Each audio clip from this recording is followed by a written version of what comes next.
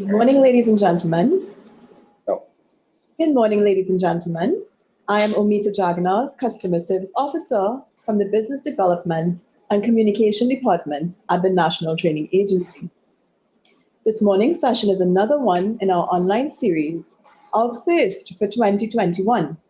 And we hope that this information will greatly assist you, our valued stakeholders, as we all move ahead in the new normal.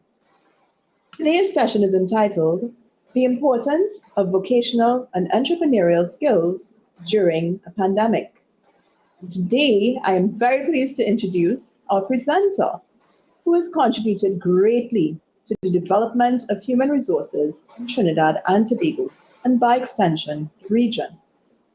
She has a passion for quality education, learning and development, and believes that the sky is not the limit, the mind is. Ladies and gentlemen, I wish to welcome Ms. Josann Maxine Moses, Director of Youth Training at the Youth Training and Employment Partnership Program, YTEPP. Thank you for joining us this morning, Ms. Moses. We look forward to your presentation. Once again, welcome once again, YouTube audience. We're very sorry for that slight technical glitch we had here. Once again, for those who have missed it, we have with us Ms. Josann Maxine Moses, Director of Youth Training at the Youth Training and Employment Partnership Program, YTEPP. And she has a really in-depth information to share with us today on the importance of vocational and entrepreneurial skills during a pandemic. As we all realize, although we are now in 2021, we are indeed in the midst of the COVID-19 pandemic. And this is a part of our series that is helping all of us to cope with the new normal. So, Mr. Moses, I'm now handing over to you. Thank you very much, Ms. Jagannath. And I mean, like everything in life, technology and Murphy's Law, you know, what you least will happen. But I sincerely appreciate Auntie giving me the opportunity to share my personal views on a topic that I believe is of significant importance to us as individuals, and more importantly, as a region, as the time has now come for us to carve our space on the international platform as it pertains to vocational education and entrepreneurship in the region. It is my hope that upon completion of today's presentation, that the audience would garner a greater understanding of vocational skills and its contribution to society. They would develop a higher degree of respect for skilled personnel in Trinidad and Tobago. Practical examples that I provide to aid in a mindset change of vocational skills being a less prestigious educational path. And they would join me in advocating for TVET to have greater respect and recognition in Trinidad and Tobago and to be better aligned to international standards.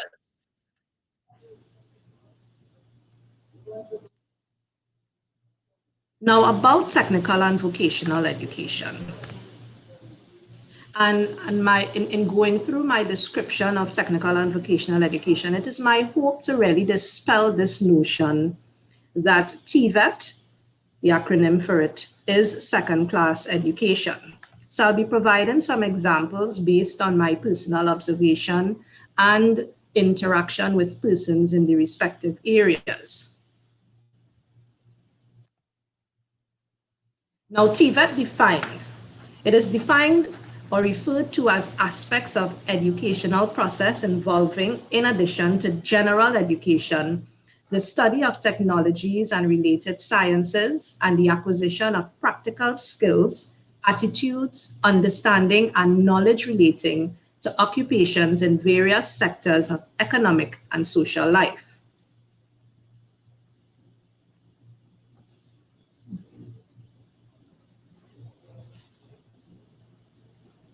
One of the important distinctions that traditionally occur in any consideration of work and education for the world of work is between work that has a largely intellectual component and that which is highly practical in nature and requires the individuals concerned to work more with their head than their hands. It leads to white-collar jobs in contrast to blue-collar jobs. White-collar positions typically require some form of higher education, and it appears as though persons in these professions have a higher earning potential. Blue-collar positions typically offer on-the-job training experiences, apprenticeships in vocational schools, and some of the higher paid, more specialized blue-collar positions also require certain certifications or technical skills. However, there is a perception, or there is an attraction to persons entering or having a desire to enter white-collar type occupations. And I believe it has a lot to do with the image. And when you look at persons in blue-collar type jobs, they tend to look like gentlemen in the green shirt or the green t-shirt, working exceptionally hard. And when you look at the gentleman to my right, probably your left, somebody who is dressed in a nice shirt and tie. So they actually look, it's more appealing to the eye for white-collar type occupations. However, it has been my experience that professionals in the blue-collar type jobs have a higher earning capacity, even in the absence of high levels of certification. And in order for me to illustrate this, I want to look at two particular occupations in the beauty industry. And I choose barbering and skincare specialists.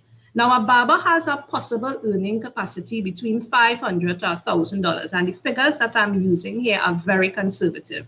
In my conversation with some barbers, they can earn up to $2,000. The average cost to cut your hair is between $50 to $100, and depending on the type of hairstyle you want and whether or not you would like to have your appointment reserved, a number of factors will influence the cost that you will pay to cut your hair. Skin care specialists within the beauty industry, traditionally known for doing facials and waxing of the eyebrows and waxing of the upper lips, the extra effort that is placed on females in order to put out their best possible face. This particular industry has an earning capacity between $800 to $1,500 a day. The average cost to wax your eyebrow is like $40, and it takes you less than a minute within which to do so. I have personally sat down and calculated how much it really, if you do 10 persons and you do 10 persons in less than an hour and you earn $400. So that's why I said the earning capacity for these particular type of skills is exceptional. However, what impacts the quality or what impacts your ability to do so is dependent on the type of service that you offer, the quality of the products that you use, and the complementary services that you have within your establishment. Persons within these fields also with an understanding of the hair or with an understanding of the face are able to create their own products and retail these things and of course have a secondary type of income within their respective fields. Now, persons like myself who would have entered the technical and vocational stream understands that there's a marriage between math, science, and the skill related to a specific vocation. So I am often confused when persons perceive it as a secondary form of career opportunity because there is a need for higher level thinking, because you have to marry the math and the science to the vocational skill in order for you to be successful. So I want to use another example here, and I'm taking that of a mason. And a mason will come to our home to give us a quotation, let's say to do a foundation or to construct a wall. And that mason has in the back of his mind the actual ratio with what is needed in order to achieve this. The standard ratio is 1 to 2 to 3, 1 bag of cement to 2 barrels of sand to 3 barrels of aggregate. However, depending on what you desire and the purpose that is going to be used for, the calculation, of course, will be different. So this here represents the type of math that someone who is trained as a mason is required to know and understand in order to calculate the materials that is needed for you to achieve your goal. Likewise, the mason must have an understanding of the impact the different components in the construction has for the building of the wall or the creation of the foundation. Many times somebody will come to your home, let's say to do a foundation, and they will tell you after a couple of hours, I need you to wet the surface. And the purpose for wetting the surface is because the water in itself has a very significant component. It's a part of the curing of the cement. It's called hydration. Now, a mason needs to understand this and needs to understand the amount of water that needs to be applied in order for them to succeed in getting a quality product. So you have to marry the math, the science, and of course, you need to have the skill.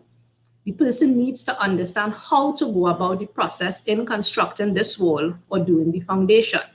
So if we are to look at it holistically, and because a mason has the responsibility of utilizing both math, science, and skill in order to accomplish his task, how then can technical and vocational education be considered second class?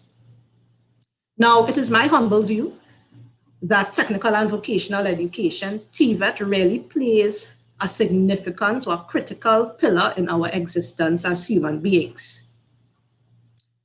Now, the purpose of this discussion was to look at its importance during a pandemic. And to me, what the pandemic really did was shine a spotlight. It really created a magnifying glass on how important skills is to our society. If we were to stop for a moment and evaluate the persons that were given exemptions to go out to work, those persons were persons with skills: nurses, electricians, plumbers, our cleaning staff, skills workers in manufacturing sector for the production and processing of food. Those were the persons that were given exemptions in order to come out to work while we all had to stay at home. Who were the persons that really had an opportunity to make or to have an extra earning capacity? Again, those persons with skills. The seamstress and the tailors, or even somebody who had a basic knowledge and understanding of how to use a sewing machine, would have gone into face mask production. You had chefs, you had cooks, you had pastry makers who found ways in which to create their meals and distribute it to those who are in need. Electricians, plumbers, these were the persons that were given an opportunity to work. These were the persons who were given an opportunity to find problems or find solutions to problems that were identified. I look at the mask. We started off very basic. Okay, there was a need for you to be able to just cover your face, so you got a basic standard. Over time, the way the masks are being constructed is to cater to the different needs. Yesterday, an employee approached me and told me that she has mask that she has created, and it is fog proof. Especially for those of us who wear glasses, you understand if you wear it, it tends to fog up your glasses. She has found a solution to be able to minimize the experiences that those of us who wear glasses have by creating a product that solves the problem while following the instructions or the guidelines. Now, I want to touch on the importance of skills looking at Maslow's hierarchy of need. And it's not my intention to bore you with the theory, but to really use it as a stepping stone for my discussion. Now, Maslow really spoke about us as human beings having different needs. But in doing that, he placed these needs on different levels, 5 different levels. And my focus today is to really focus on the very first level. Now, his philosophy is if these needs are not satisfied, then it is very difficult for us as human beings to move up to the different levels of safety and love and belonging esteem. So let us look at the very basic level, which is our physiological needs. And when you look at physiological needs, those are the things that we need for survival: food, shelter, clothing. I'm just giving 3 examples. Now, when you look at food, shelter, and clothing, everything related to these things are associated to TVET skills. Culinary arts, so we need food, we need the persons in the agricultural industry to be able to look at vegetable production, meat rearing, etc. You have the culinary arts field, the persons who are responsible for preparing these meals that are created by the agricultural sector. When you look at shelter, there is a need for us to protect ourselves. You have persons, all aspects in the construction industry: mason, plumbers, metal, welding, the works is needed for the shelter component. And then you have clothing. And again, the skills associated to that: dressmaking and design, household furnishing, fashion and design. These are the things, these are the skills that are needed for us to be able to satisfy our physiological needs in accordance to Maslow's theory. Now, to reiterate my point, I would like you to take a moment with me and walk through the process of getting up in the morning. You're getting up to get ready for work, the bed that you are lying down on, the sheets on the bed. Somebody in garment construction would have done that. The actual physical bed, a joiner would have done that. You go to your bathroom, you turn on your pipe, a plumber would have done that. The tiles that are in your bathroom floor, a tileman would have done that. You go out to get breakfast, you're stuck by the doubles man. That person would have done food preparation. You go into your car, you go into a taxi, you go into the bus. You need skills in that particular area. Auto mechanics, air conditioning, straightening and painting. All these skills contribute to the things that we enjoy. All these skills satisfy our basic needs. TVET is everywhere. You look left, you look right, there is some particular skill that is needed. Therefore, if TVET is a marriage of science, math, and skill, and we have identified it as the critical pillar for satisfying our physiological needs, then there is endless opportunities for TVET professionals. And what the pandemic would have really done was highlighted that these opportunities that were already existing, but it really shared a spotlight for us TVET professionals to be able to examine our current environment and try to find solutions to the problems. And this is where the whole concept of innovation comes in. And innovation is about creating something new. It might be an adaptation or an improvement on something already existing, or it might be a brand new invention. Innovation can be thought of as a process rather than an event, and it is a process of change. And I would have given the example about the evolution of the face mask wearing. So many different approaches are being taken in trying to solve the problems that persons would experience, the difficulties in breathing, the fogging up of the glasses. All these things represent trying to find solutions and innovative ways in order for us to do what we are required to do, but doing it and enjoying doing it at the same time. Now, I now want to move into the concept of entrepreneurship. And what really is entrepreneurship? In a business context, an entrepreneur is someone who starts a business. The concept of entrepreneurship covers a wide range. At one extreme, it's a person with a very high aptitude possessing characteristics found only in a very small fraction of the population, and they are responsible for pioneering change. And then on the other end of the spectrum are those individuals who want to work for themselves. So while we understand that there are different types of entrepreneurship, I'll be focusing on the two ends of the spectrum: the entrepreneur, the person who starts a business from a unique idea, versus the businessman who starts a business from an existing idea. You have focus on cooperation. They both focus on cooperation, but one is innovative while one is traditional. The other is willing to take risk, that is the entrepreneur, while the businessman prefers to stay safe. The entrepreneur is people-oriented because there is a focus on trying to solve problems, whereas the businessman is profit-oriented. The entrepreneur hires people to give them purpose through productivity, whereas the businessman tends to hire persons for market profitability. One is a leader and one is a market player, but they are both regarded as entrepreneur in the field.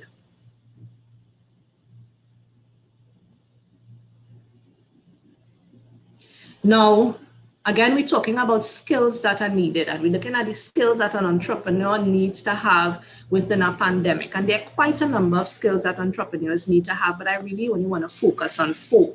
Critical thinking and the ability to understand root problems. What is really happening, evaluating the landscape and trying to find a solution to that problem. They need to be able to identify causes. They need to have emotional intelligence, and they need to be able to think outside of the box. They need to have leadership skills, and this comes with a certain level of collaboration. They need to be competitive. They need to be confident. Entrepreneurs need to be willing to take risk.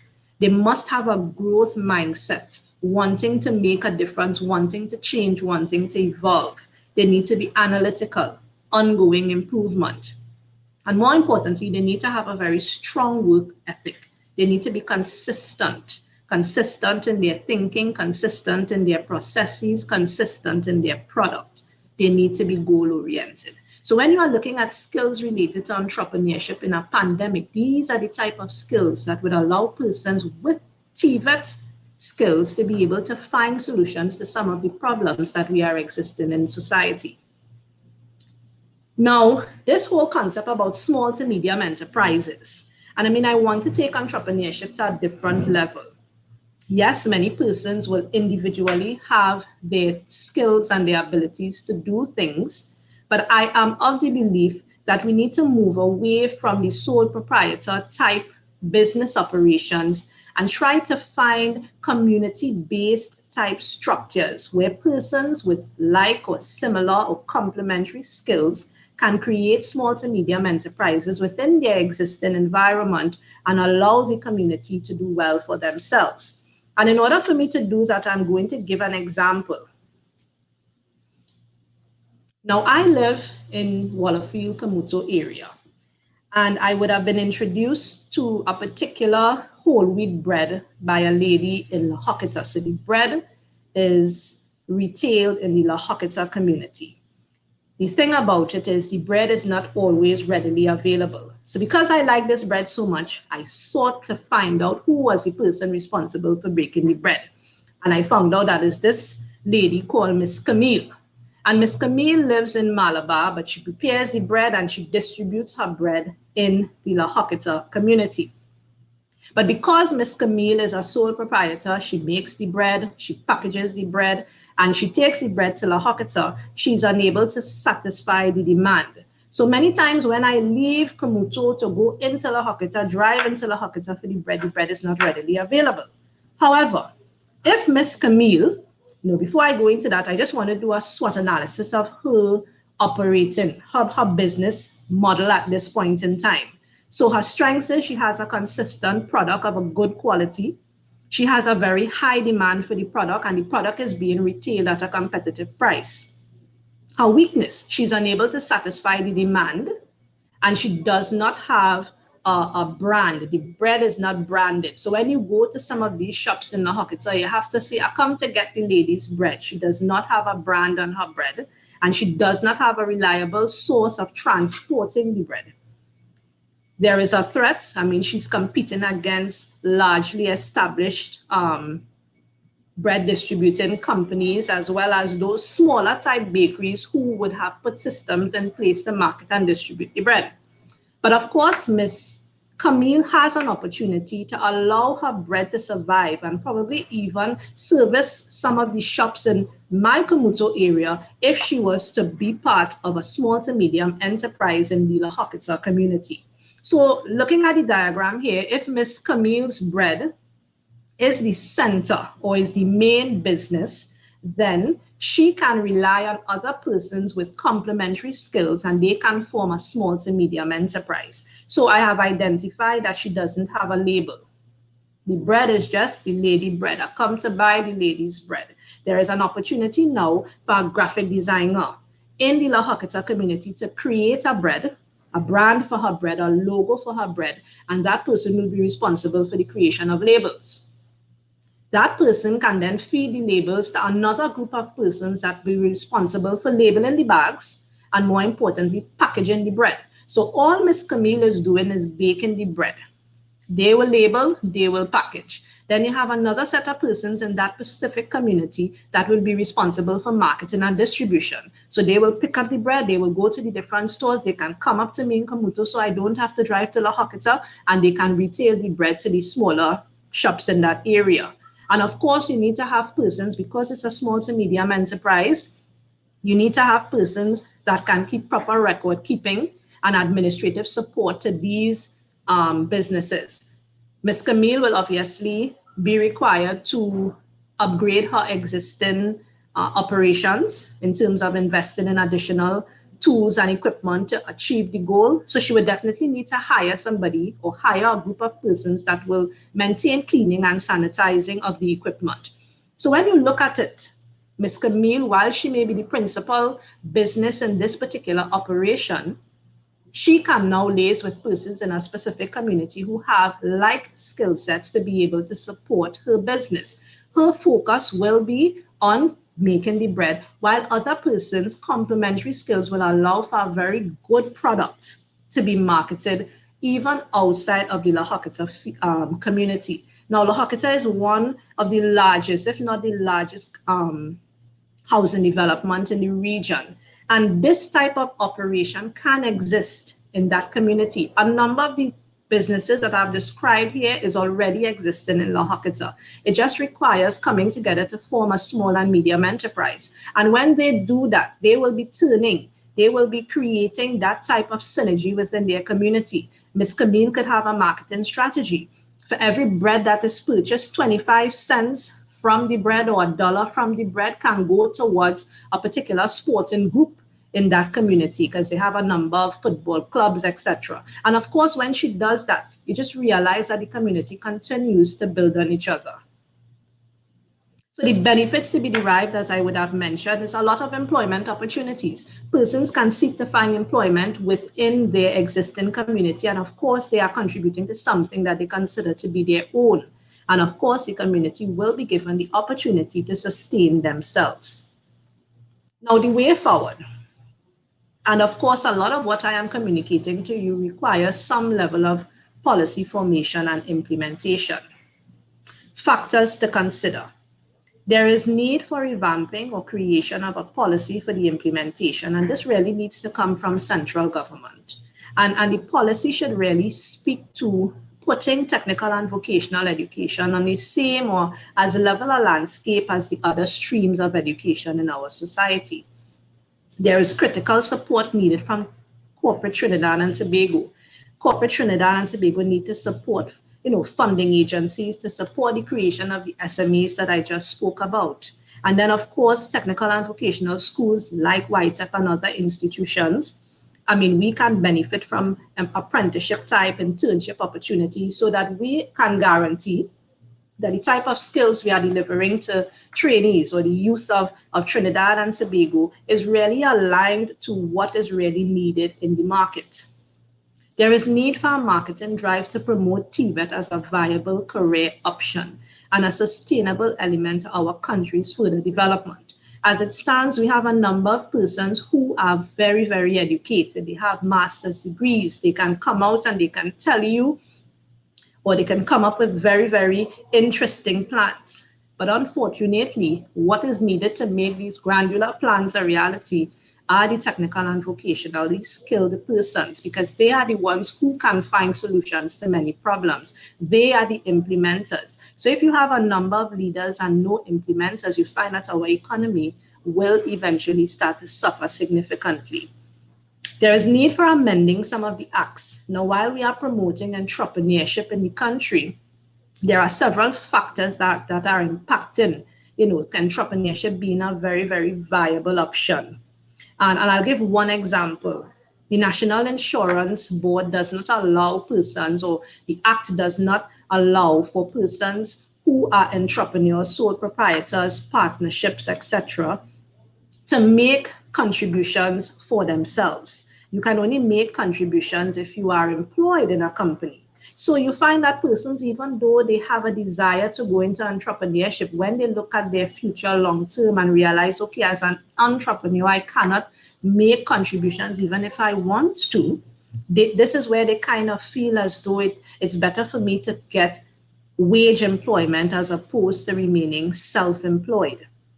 There is also an urgent need for associations of practice where skilled workers in respective field can earn recognition and license. I mean, all over the world, you have licensed hairdressers, licensed nail techs. And I mean, with these licensed persons are given an opportunity to get the type of respect that they deserve, because they are in fact contributing significantly to our society. Now, it would be remiss of me if having given this opportunity to speak on this platform, that I not share how YTEPP, Youth Training and Employment Partnership Program, really contributes to realizing this goal, or how we contribute to what we would like to see happening in Trinidad and Tobago. And of course, we have two departments, both the Youth Training and the Retraining Department. I am the director of the Youth Training Department, and of course, I target youth between the ages of 15 to 35 years. We offer training in a variety of vocational skills, level 1 training, because we're really preparing them to move on to the next level.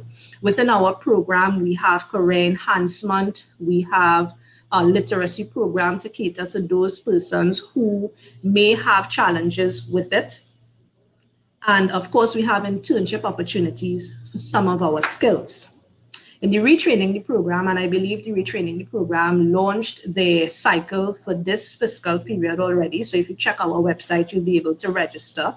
They cater to persons between the ages of 25 to 60. And they offer level 1, 2, and 3 certification from NTA in specific fields. They also have the rehabilitation and inmate training program and the Institute of Cosmetology and Vehicular Maintenance and Repair. Now, as I close, I want to reiterate that even though in our society, we believe if somebody is less academically inclined, we have a culture here, somebody may not be functioning effectively within our educational landscape, we label them as being less academically inclined, or for the local parlance, dunce, and make a recommendation for them to go and do a skill. But oftentimes, and it has been statistically proven, that when we do that and those persons come into the technical and vocational stream and they are confronted with the math and they are confronted with the science that support every specific vocational skill, we tend to have a high level of attrition. Ideally, I perceive technical and vocational education as a higher form, a higher thinking type stream of education. For those persons who are labeled to be less academically inclined, I don't subject to that. It's one of my pet peeves. What I do believe, however, is that many persons learn in different ways. And our educational system is now evolving to accept that different children have different learning styles and trying to adapt our curriculum to satisfy their learning needs.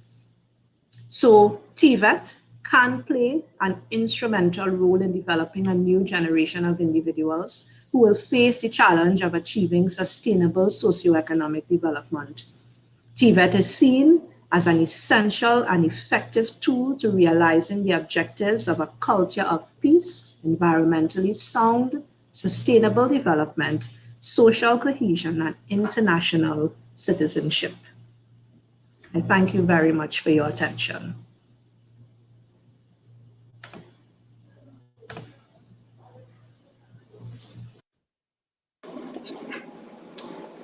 Miss Moses, what can I say?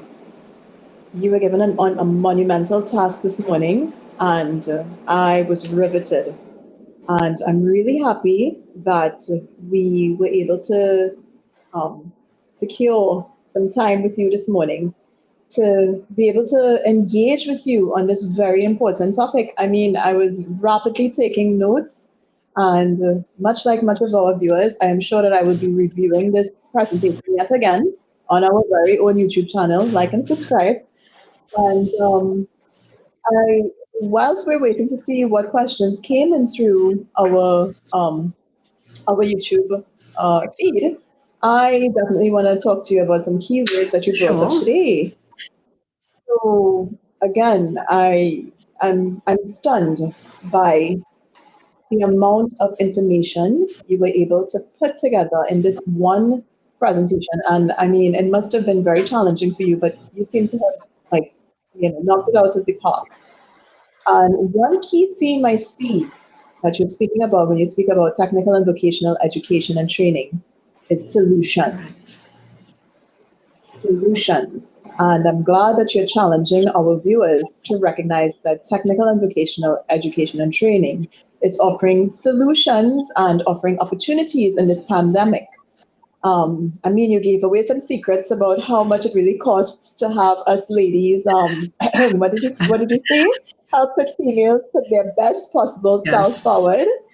But I do agree that, that indeed is an industry, a thriving industry. And I saw that you didn't have any bias whatsoever, you tried to cover all the industries. You spoke about, construction and all of that. I don't know. I seem to just be reiterating all the things you Yeah. said.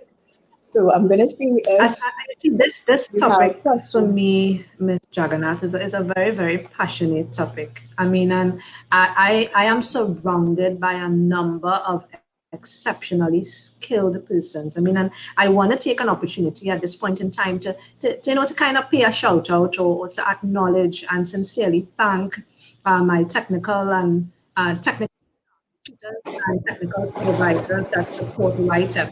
When you interact with a number of skilled persons and you come to appreciate the passion that they have, and when they marry the science and the math and the skill and the tacit knowledge, this is where they are able to find solutions. I am often amazed. You interact with a mechanic, you carry your vehicle by the sound of something. You can tell, hey, this is the car that is going wrong, or you go to and they can look at your nails and they can make recommendations to find solutions. It's always amazing. I mean, I think people are offering WhatsApp consultations as well. So I see they're embracing the technology in the technical and vocational that is field. another topic all by itself. You now have to marry the technology with the technical and vocational skills. It is evolving. And I mean, internationally, it's where you see this type of marriage happening, where the universities are actually working alongside persons in these skills and trying to help them find solutions to do the things that they do at a much more advanced stage. One of the things you mentioned, and as you just took us into the reminder about international connections, you spoke about licensing, and I see we have a question here asking, will your organization be willing to support a 20-year drive to licensing that will also hopefully raise the quality of services being provided? So we have someone asking a direct question here, Ms. Moses. Right. Well, YTEPP in the past would have had what we call the Workforce Assessment Center. And that particular center was responsible for prior learning assessment. So where our intention was not to train you, that you would have acquired the training through, consistent practice, etc. What we would have done would have assessed your level of competence and then offer you certification if it required you probably taking one or two small courses. So I'm giving you that background information to say that we will advocate for the licensing because we see the value in doing it. Whether or not we are the stakeholder responsible for that, I think that that particular type of licensing should really come from a space like NTA in achieving this goal. But definitely the value of licensing is significant. It allows those persons in the tech work stream to be respected for what they really contribute to society. And when we look at a barber or look at a skilled person, we realize that how significant they are or how equally they are to you. Me, I mean, I work in a white collar type job, and how equally they are to me. Some of them actually make more money than I do.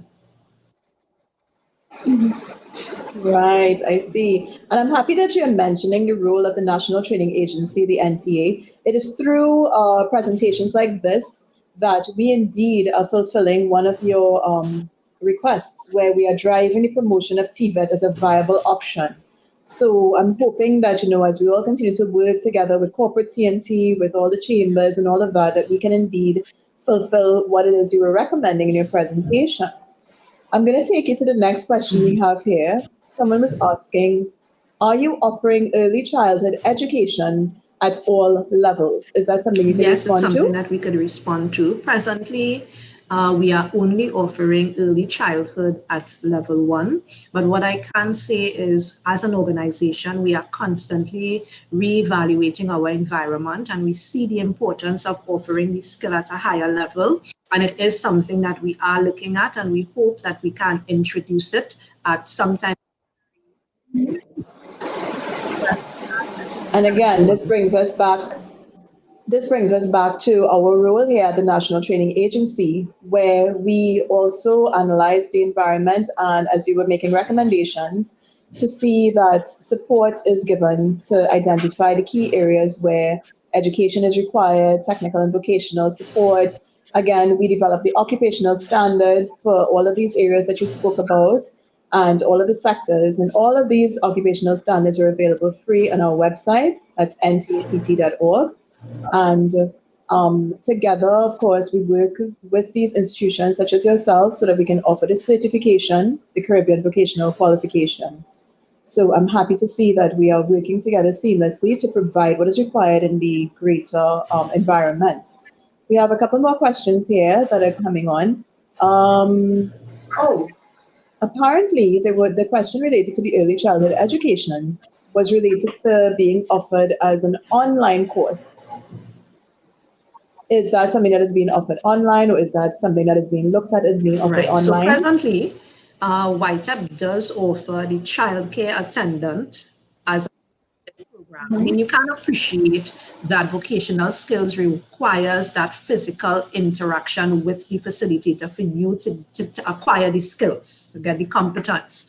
But it's a blended program, so a portion of the program is offered courtesy of our Moodle platform, and then trainings are required to come to the center to actually do the physical or the actual skills associated with that particular field. So yes, it's a blended program. All right. So we have something that brings us into that question as well, as you're talking about the blended learning and the physical aspect. And I know that this is something that is very important as we speak to your entrepreneurs that are performing services to persons. How has your training delivery been changed as a result of the pandemic? I know you made mention of the COVID-19 protocols. So how has the training been adjusted to accommodate this? When the pandemic took its impact on us as an institution, we were really faced with trying to be able to remain relevant, but at the same time ensure that we are able to deliver quality education. The very first thing we did as an organization was to conduct a pilot project. We sought to identify certain classes that we believe can facilitate that blended type training, and we allowed the tutors and the trainees to use platforms, virtual platforms, where they can actually share the information. As of that pilot project, we were able to do that for several skills: patient care, childcare, graphic design. We attempted skills for the automated office, and we looked at those skills where we felt there was a greater percentage of theory or the science and the math associated with the skill versus the actual physical skill. The program have allowed YTEPP to now launch YTEPP Online. This is where we have the blended platform where you use in Moodle to do the theory components and you actually go to the center to do the physical skills. So during the pandemic, I think we would have done, and I mean, they say you don't rate yourself, but sometimes you need to give yourself a pat on the back. I think exceptionally well to be able to reorganize ourselves by catering to the needs of those that we are required to serve, but at the same time maintaining a certain standard of education. We even attempted exercises virtually for our graphic class. So everything was done virtually because we really could not have met. But we also understand that it is important for you to physically verify that the person would have acquired the relevant competence before the certification is awarded. Wonderful. And just like our sister agencies, we as well at the National Training Agency have had to adapt to what is called the new normal. And that is why we are very happy to be engaging with you via virtual platforms to bring this information across. Because indeed, we see so much value, the value in the skilled workers, and we indeed believe in the industry as a whole. And I agree with you as well that we should not be looking at persons as being less academically inclined. And yes, I do understand, just like your pain, that they sometimes earn even more than the persons that are in the other industries. So we have another question here. Can you expand on the YTEPP employability and entrepreneurship support to graduates? Can I on the entrepreneurial support? Now, we do have a department called the EDSS department, and that particular department for capturing the information of those trainees that would have done successfully well or acquired their certification, and they create a bank. Oftentimes, a number of companies will contact YTEPP stating that they are looking for persons in a particular skill set, and that particular department is able to rely on the bank to make recommendations to these organizations for trainees. Now, because we have been marketing, the marketing department of YTEPP has been spending a lot of time advertising. You would realize that a number of companies are now aware that we offer certain skills, and they would ask for trainees soon after they have completed and they will get additional training before they are considered for employment. So the EDSS department, which really looks at the entrepreneurial arm of YTEPP, is to bridge that between completion of certificates and possible opportunities that may be existing outside in the sectors. Good to know. And I saw you made a lot of mention about persons that can be retrained, etc. And I actually was going to make mention of the prior learning assessment and recognition. And I heard you mention the WAC programs. And what I wanted to know is that we have a question here. Can you tell me the number of PLAR centers there are? PLAR meaning prior learning and assessment and recognition centers at Trinidad and Tobago. That figure is small, and what may be required is the establishment of more of these.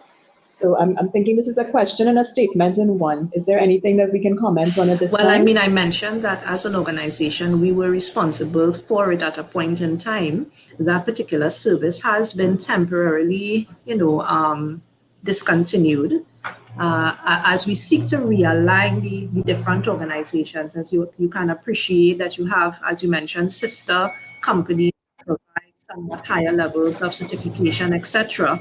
As a country, and the education system is currently realigning the tech box stream of things. There are a number of conversations that is happening behind the scenes to try and rationalize the program.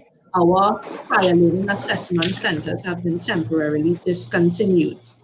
I believe that at some, not too far distant future, these centers will be reintroduced. Whether or not it's within the YTEPP landscape, I cannot say. We understand, because again, taking a note from your presentation, where you spoke about the support needed from corporate T&T, the technical schools, apprenticeships, internships, it's all supposed to be a seamless system. And we all continue to work towards the success of this particular industry. And let's see if we have any additional questions coming in, because I know that we wanted to keep this as a very tight presentation, and I think we're just about an hour in. So if there are no more questions, I'm looking at my technical team to let me know. And of course, I'm looking at my notes, because as I said, Ms. Moses, you said such valuable information this morning. I wanted to also make mention that you indicated the YTEPP programs have elements of literacy, so that persons would not be too afraid to get involved in, as you were making mention, the math, science, and skills-related information that they will be gathering. So I'm happy to hear that. And I also wanted to make mention that this entire series that we're doing here is about promoting TVET as a viable option for, earning income potential. And we definitely will continue in this particular vein to speak about things that will be able to assist entrepreneurs and business persons. You made mention of quite a few things that have already been covered to some extent in some of our previous sessions, and I'm happy that it's something that interlocks with what's going forward. One of the things that you made mention of would have been covered in our Tools for Financing Your Business, which was hosted last year with the assistance of Youth Business Trinidad and Tobago, Mr. Shadron Collins. And we're hoping to have him come on board again to speak into more detail on some of the business tools that are required. So thank you again for showing us that, yes, we are indeed on the right track to help young persons get involved in this industry, to have their own businesses, provide them with the right information as to where to go, how to go about doing this. I see one more question coming in. Is YTEPP now going to market all skills that presently unemployed academics? Okay, let me read this properly. Is YTEPP now going to market all skills to presently unemployed academics to entrepreneurial opportunities with new training, not a social program umbrella? That's a Yeah, mouthful but there. I think I understand what is being asked. And ideally, as an organization, we are mandated to cater to those persons who may not have done exceptionally well in the educational stream of things. I mean, there is always opportunity to do many things. And I am of the firm belief that once we do due diligence in terms of seeking the necessary approvals, because what this individual or this person would have just done was raised a gap. They, they are qualified and they now want to be trained in entrepreneurial opportunities, if I am interpreting the question correctly. Organization, we are mandated to attract or to cater to the needs of those persons who may have been unemployed or underemployed between a specific age category. But I think it's information that I can now take back to the drawing board within the executive of YTEPP and seek to identify whether there are opportunities for persons who are desirous of gaining entrepreneurial type understanding and see whether or not a program, a hybrid type program can be developed for them with the necessary approvals. And we have one final question before I close for today. Will YTEPP be opening the doors to other skills areas in this hospitality industry? Most definitely, and I think that is a really excellent question. And I am of the firm belief while the pandemic is here, we have such a great opportunity for us to appreciate our island of Trinidad and Tobago. Us to appreciate it, that now speaks to the hospitality industry. Once we as a society respect and maintain the protocols that are being advised by those in authority, that we can now seek to enjoy Trinidad and Tobago, go to the different aspects of it. Therefore, I see once the pandemic has reached a stage of being managed effectively, that is the industry that will blossom. I mean, I'm seeing a lot of interesting or very, very competitive traveling type opportunities in Tobago as it stands. And I believe that we would have a surplus of work in the industry and into it. We have a region, we have a region in Tobago, and we will try to ensure that the programs that we are offering are aligned to the hospitality industry to ensure that we can cater to the needs that we foresee as being critical as soon as this pandemic is extremely manageable. Wonderful. So with that, Ms. Moses, I think it's time for us to say, ladies and gentlemen, unfortunately, this brings us to the end of today's sessions, and it was definitely my pleasure to moderate today's sessions, Ms. Moses. On behalf of the National Training Agency, I wish to thank you once again for partnering with us for the session this morning. It was such an informative session, and we look forward to partnering with you for future projects. And of course, we wish you continued success for the year ahead. Thank you very much, Ms. Jagannath. And on behalf of the management and staff of YTEPP Limited, we wish to say thank you for giving us this opportunity to market our product. I mean, we are quite proud of it, and we believe we significantly contribute to the TVET landscape.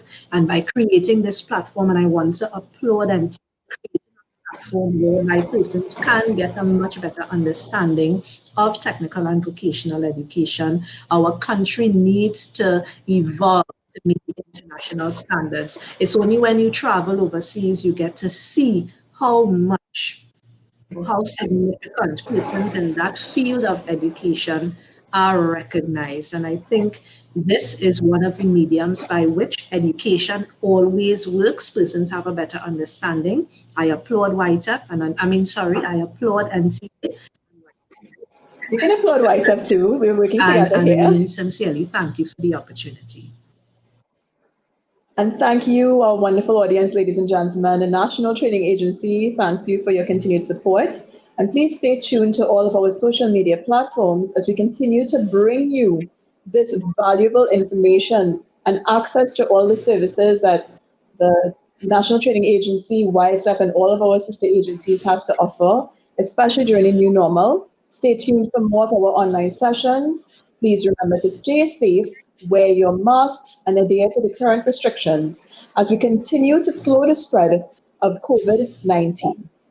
Thank you.